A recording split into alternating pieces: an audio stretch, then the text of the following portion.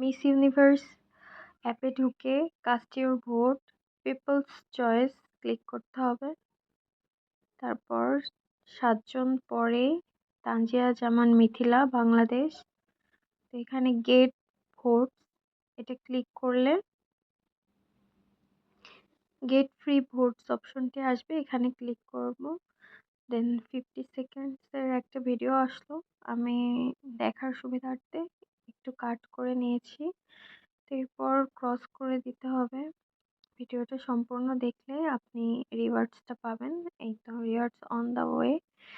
তো তারপর ভোট নাও অপশনে যাচ্ছি। আমার আগে 4টা ছিল আর একটু আগে একটা ভিডিও দেখাতে 5টা হলো, তো 5টাই টোটাল সেন্ড করছি।